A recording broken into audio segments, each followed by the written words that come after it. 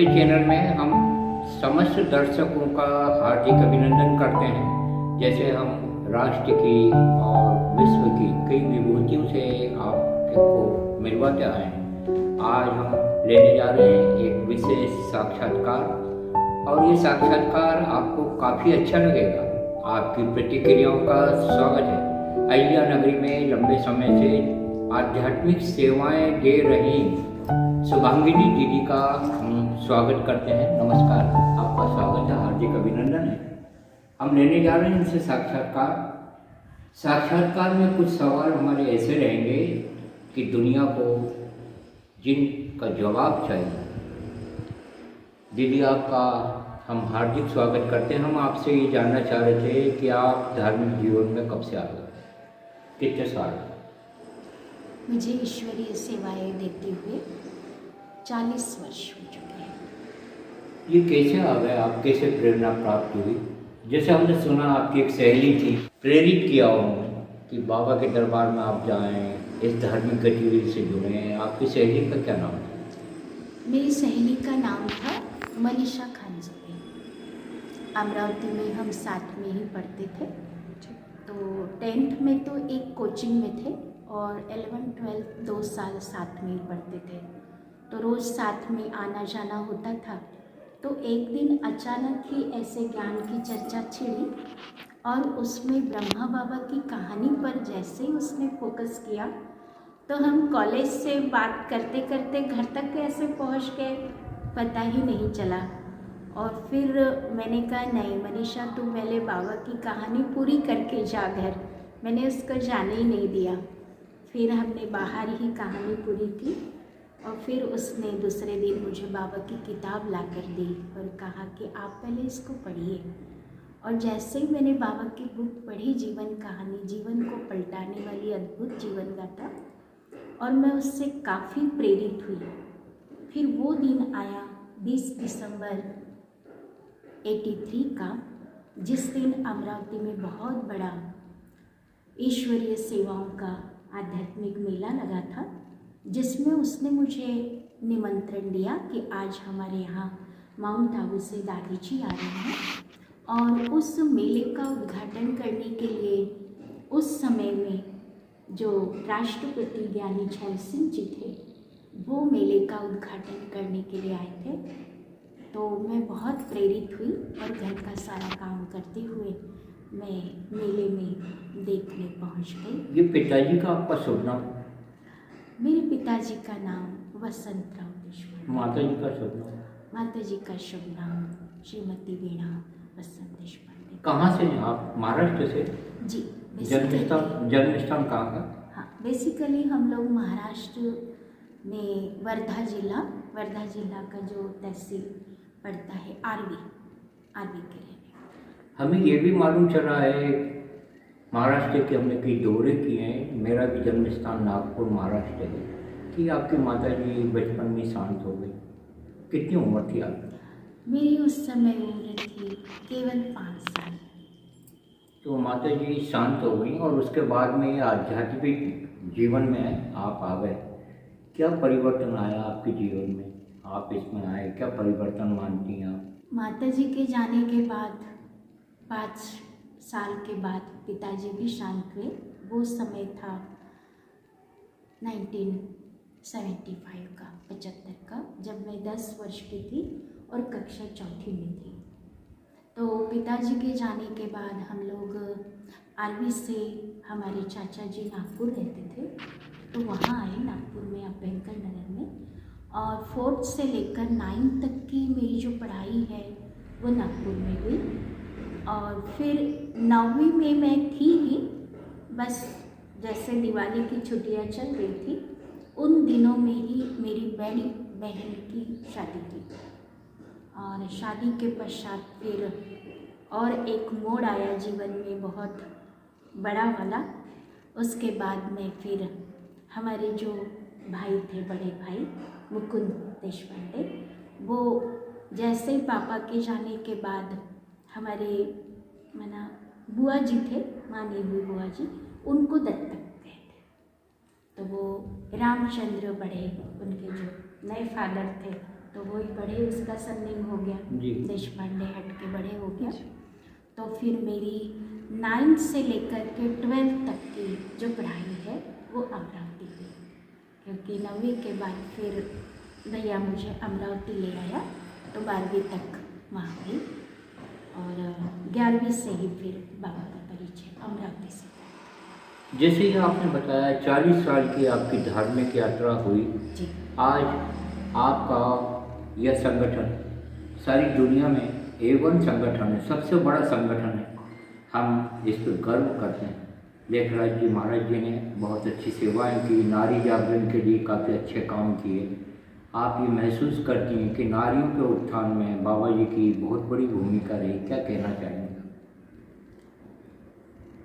बाबा ने माता और बहनों के सिर पे ही ये ज्ञान का कलश रखा, और सबसे बड़ी बात, इन सभी संगठन की सेनानी हमारी प्यारी मीठी जगदम्बा सरस्वती थी, जिनको हम सभी यज्ञवत्स प्यार से ममा कहते हैं। उनके सिर पर बाबा ने ये ज्ञान का कलश रखा, और ममा के साथ ये मातृशक्ति की सेना आज बहुत बड़ा कार्य कर रही है। एक सवाल आपसे, और सारी दुनिया में खास तौर पे भारत में एक नफरत का माहौल है। हिंदू अलग जा रहे हैं, मुस्लिम अलग जा रहे हैं, कोई किसी के खिलाफ जा रहा है। संप्रदायवाद और जातिवाद में हमारा देश टूट रहा है। यह देख के और अखबारों को पढ़ के, टीवी चैनलों को देखने के बाद में महसूस होता है कि कौन कहेगा कि सारे जहां से अच्छा हिंदुस्तान हमारा। सर्वधर्म एकता के लिए आपका क्या संदेश रहेगा? सर्वधर्म एकता के लिए, समता के लिए एक ही संदेश है कि आज सारे जो लड़ाई और झगड़े की जड़ है वो देह भान है। हम देह के भान में आने के कारण ये सब लड़ाई झगड़े होते हैं, लेकिन वास्तव में देखा जाए तो हम सभी आत्माएं उस एक निराकार परमपिता परमात्मा की संतान है। इस नाते से हम सभी आत्माएं आत्मिक रूप से भाई भाई है, एक पिता की संतान है। तो ये अगर बात समझ जाए तो कोई भी प्रकार के लड़ाई झगड़े नहीं होंगे, लेकिन ये बात न समझने के कारण ही देह भान में हम हिंदू मुस्लिम आपस में लड़ाई कर रहे, जबकि लड़ाई का कोई कारण नहीं है। हम सभी एक पिता की संतान हैं। लेकिन जब तक ये आध्यात्मिक ज्ञान, आत्मा का ज्ञान, परमात्मा का ज्ञान और नैतिक मूल्य का ज्ञान जब तक हम नहीं समझेंगे, तब तक परिवर्तन नहीं आ सकता। बहुत अच्छा आपने जवाब दिया, इसके लिए हम आपको साधुवाद देते हैं मीडिया द्वारा। आज के साक्षात्कार का हम आपसे अंतिम सवाल करना चाहेंगे कि शिवरात्रि बिल्कुल पास में, भगवान शिव जी के बारे में और शिव जी की महिमा में क्या कहना चाहेंगे आप? स्वागत है। हमारा भारत देश त्योहारों का देश है। आए दिन हर उत्सव, त्यौहार, प्रोग्राम्स हमारे भारत में होते रहते हैं। हमारा इंडिया कलरफुल है, तो हर उत्सव का एक निराला ही अंदाज होता है। तो उसमें भी अभी मार्च में जो 18 फरवरी को शिवरात्रि आ रही है, तो वास्तव में शिवरात्रि को शिवरात्रि क्यों कहा गया है, ये एक समझने की बहुत सुंदर बात है कि इसमें वास्तविकता क्या है। आज देखो, किसी भी बच्चे का जन्म अगर रात्रि के समय हो और उसका जन्म दिवस मनाया जाए, तो उसके कार्ड में कभी भी हम बर्थ नाइट नहीं डालते हैं जी, जन्मदिन डालते हैं। और सभी को इनवाइट करेंगे तो यही कहेंगे हमारे बच्चे के बर्थडे पर आना। लेकिन परमात्मा के अवतरण दिवस को महाशिवरात्रि क्यों कहा? तो वास्तव में शिव परमात्मा का नाम है और रात्रि विषय विकार और अज्ञान अंधकार का प्रतीक है। जब इस संसार में अज्ञान का अंधकार फैल जाता है, तब निराकार ज्योति स्वरूप परमपिता परमात्मा शिव साधारण मानव प्रजापिता ब्रह्मा के मानवीय तन में अवतरित होकर ये दिव्य उद्बोधन अर्थात हमें गीता का ज्ञान देते और गीता ज्ञान के द्वारा भारत को पुनः स्वर्ग बनाने का कार्य वो करते हैं। तो शिवरात्रि वास्तव में एक हिंदुओं का महोत्सव नहीं, त्यौहार नहीं, लेकिन ये सर्व आत्माओं का उत्सव है, सर्व धर्मों का उत्सव है। लेकिन जब इसको वास्तविक रूप से समझा जाए तो ही इसका सही अर्थ से हम हॉलीडे मना पाएंगे। बहुत बहुत आपका हम आभार मानते हैं और अपने दर्शकों से कहना चाहेंगे कि वो अपनी प्रतिक्रियाओं से हमें अवगत कराएं। हम बता रहे हैं चित्रा जी, जो कि बहुत सालों से आपके साथ में हैं। कितने साल हो गए आपको धार्मिक जीवन में आए हुए? कितने साल हो गए? मुझे 25 साल हो गए। आप भी महाराष्ट्र से हैं? जी। आप कब से हैं दीदी के साथ में? दीदी के साथ में मुझे 22 साल हो गए। 22 साल। ये देखिए संयोग की बात है कि जहाँ जहाँ ये बड़ी दीदी रहती हैं वहाँ वहाँ आप भी रहती हैं। भगवान ने कुछ अच्छा कार्य करने के लिए आपको प्रेरित किया है। आपके पिताजी का शुभ नाम क्या है? किशन लाल रामलाल। आप कितनी बहनें? हम 4 महीने हैं। 3 महीनों की मैरिज शादी हो गई। कैसे पढ़ा आ गए आप इसमें? कैसे प्रेरणा प्राप्त हुई? मैं सबसे बड़ी थी और शुरू में ही पापा का और दादाजी का ये था कि भाई घर में रहते हुए एक लेडीज है, अपने पैरों पे खड़े होना चाहिए। तो मैं सिलाई क्लास करती थी। तो सिलाई क्लास में एक माता जी थी, उनके घर में सिलाई क्लास थी, तो मैं सिलाई क्लास तो करती थी। उसके बाद में थोड़ा छोटा सा प्रदर्शनी गांव में भी लगी थी।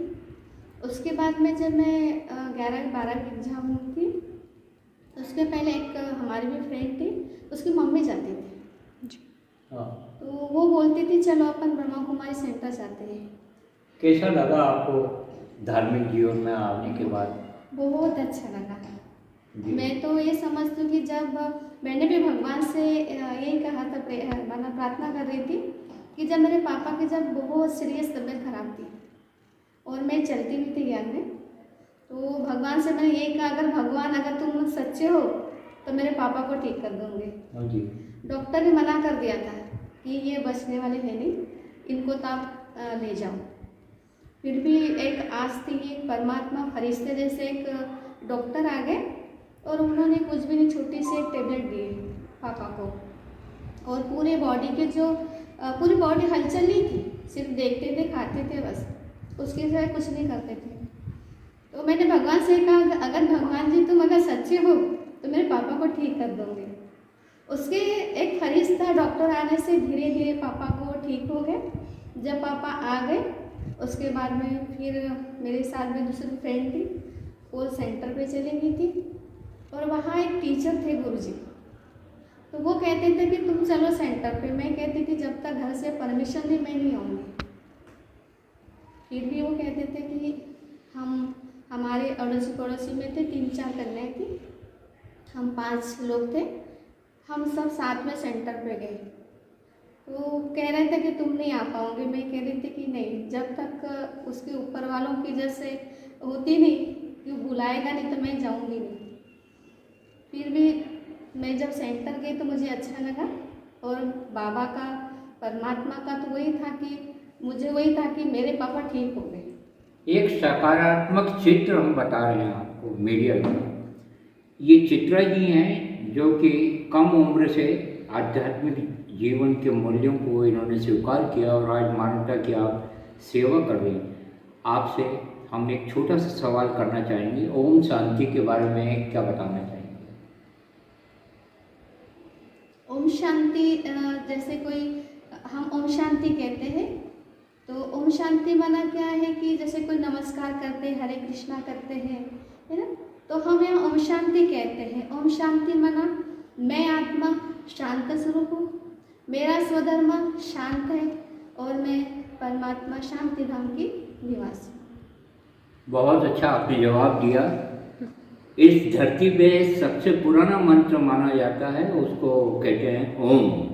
योग में भी इसका उपयोग होता है और सबसे बड़े जो योगी रहे हैं, महायोगी रहे हैं, वो भारत के ही रहे हैं और उनका नाम भगवान भोलेनाथ जी, शंकर जी को हम सादर नमन करते हैं। और इस साक्षात्कार पर आपकी प्रतिक्रियाएं आमंत्रित कर रहे हैं। हम छोटा सा एक साक्षात्कार और लेने जा रहे हैं सविता जी का। क्या नाम है सविता जी आपका पूरा? मेरा सरिता संघ। आप कहाँ तक पढ़ाई आपकी? मैं एमकॉम किया। आपने एमकॉम किया, कब से आए आप इसमें? वैसे तो मेरी गुड़िया बीमार रहती थी, तो उसके चक्कर में मैंने बहुत कुछ किया, रेकी भी सीखी और भी जिसने जो बोला वो किया। पर हमारे वहाँ एक प्रोविज़न स्टोर था रूपनगर में, तो वहाँ की एक लड़की यहाँ ओम शांति में समर्पित हुई थी पलासिया में। तो मुझे थोड़ी प्रेरणा हुई, मैं भी गई। मैंने और मेरे हस्बैंड ने दोनों ने 7 दिन का कोर्स भी किया। उसके बाद जो भी हुआ समझ में नहीं आया मुझे ज़्यादा, उस समय इतना समझ भी नहीं थे, समझ में ज़्यादा नहीं आया, लेकिन फिर भी ये था कि हाँ जो भी है बहुत अच्छा है, मन को बहुत शांति मिली थी। उसके बाद गुड़िया ज़्यादा बीमार रहने लगी तो मैं थोड़ा संपर्क मेरा कम रहा वहाँ।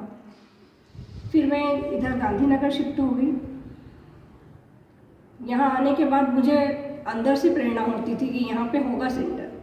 मैंने बहुत ढूंढा, करीब 4-6 महीने तक मैंने सेंटर ढूंढा यहाँ पे। उसके बाद मुझे मिला, क्योंकि मुझे इतना पता था कि यहाँ हर 1-2 किलोमीटर पे सेंटर है इंदौर में। गुड्डी अच्छी हो गई आपकी? गुड़िया ठीक नहीं हुई, उसके तो 8 ऑपरेशन हो गए, लेकिन वो ठीक नहीं हुई। 12 साल की। कितनी उम्र? 12 साल की एक्सपायर हो गई। आपके जीवन में कुछ परिवर्तन आया हो यहाँ आने के बाद?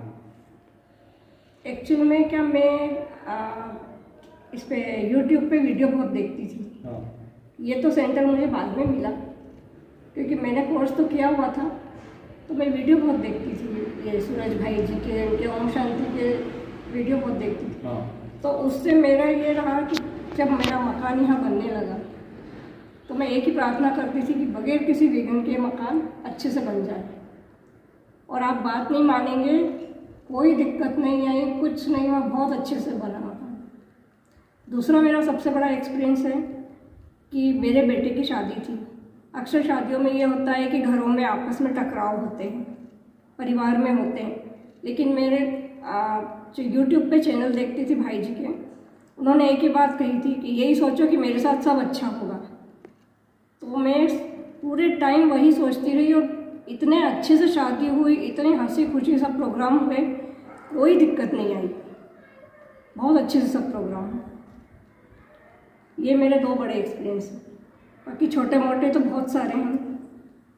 ये सविता जी ने साक्षात्कार में जो बताया, तो आप भी अगर पवित्र हृदय से प्रभु से प्रार्थना करेंगे तो प्रभु अच्छा ही करेंगे, इस उम्मीद के साथ में। और गीता जी के दर्शन को आप याद अगर रखेंगे कि हर काल में जो कुछ हो रहा है वो अच्छा हो रहा है, भगवान सब अच्छा कर रहे हैं।